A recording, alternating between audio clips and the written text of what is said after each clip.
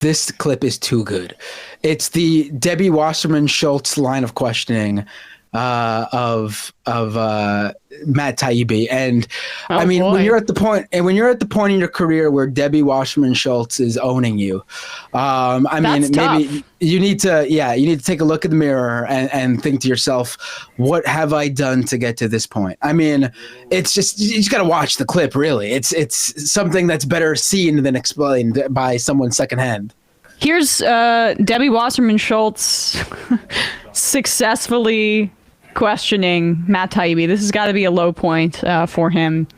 It would be a low point for anyone, honestly, to have her be the Democratic representative to kind of school you. But here you go. Journalistic ethics and information sources. The Society of Professional Journalists Code of Ethics asserts that journalists should avoid political activities that can compromise integrity or credibility. Being a Republican witness today certainly casts a cloud over your objectivity. But a deeper concern that I have relates to the ethics of how journalists receive and present certain information. Journalists should avoid accepting spoon-fed, cherry-picked information if it's likely to be slanted, incomplete, or designed to reach a foregone, easily disputed, or invalid conclusion. Would you agree with that? I think it depends. Really? You wouldn't agree that a journalist should avoid spoon-fed, cherry-picked information if it's likely to be slanted, incomplete, or designed to reach a foregone, easily disputed, or invalid conclusion?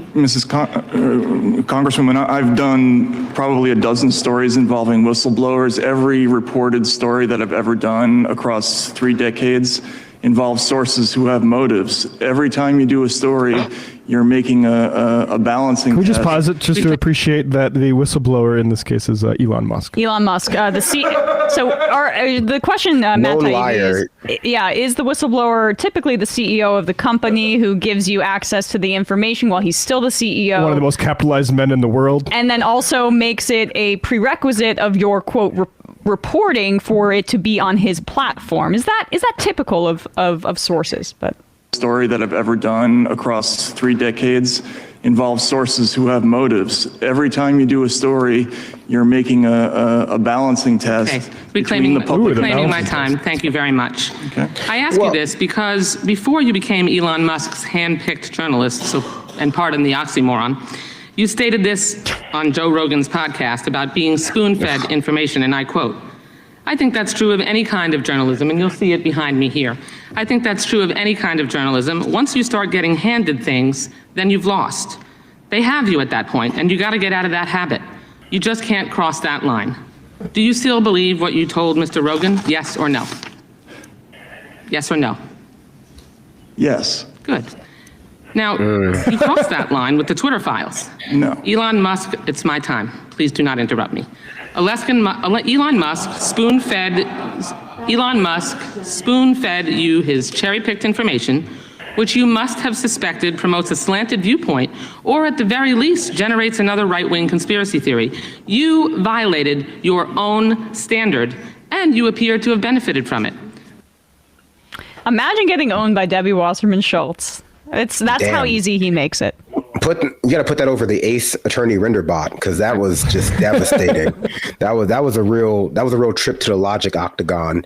But no, I mean she's right. And like the part that gets me is not just like the business motives, because obviously it's in the owner of the company, Elon Musk, main benefit to make this make this platform look like it was bad before and now it's good, and they're going through the process of like doing all of this good stuff transparently. But so, even all of that aside, Elon Musk is not a reputable source about Twitter. He, despite being the owner, and maybe because of being the owner, he is just known to lie about the companies he owns all the time, or at least misrepresent the truth of certain things, whether it's Tesla, I forget the one where he like kills the monkeys with the brain chips, Neuralink or whatever. Yeah, Neuralink or some shit, like, or the internet satellites over Ukraine. Like, he lies about his own companies all the time. And so to take facts from him and pretend as though they're like, a reputable source is just incorrect. He was lying about Twitter last week. I forget what he said this time. No. He was lying about, he was lying about firing the guy with disability by him not having disability. And then he had to walk that back publicly because he probably talked to like a real lawyer, a business person, was like, don't do it.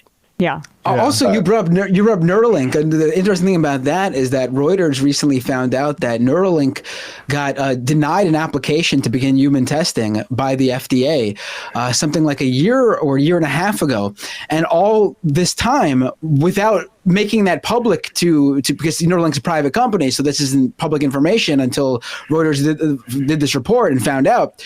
But this whole time that the FDA had denied their application, Elon Musk is out there in presentations and stuff saying, yeah, we're gonna start doing human testing in like 6 months. We're right on track. Same thing with the self-driving cars, right? I mean, it doesn't matter what you say to attract investor cash if that's your only real goal. Yeah, and so this whole like operation is to attract more advertiser cash. I think it's misplaced. I think that it's very silly to believe that this, dog and pony show with like releasing private DMs or private, internal messages while ignoring your advertisers or like ignoring setting up like direct channel for advertisers to reach you to set up things.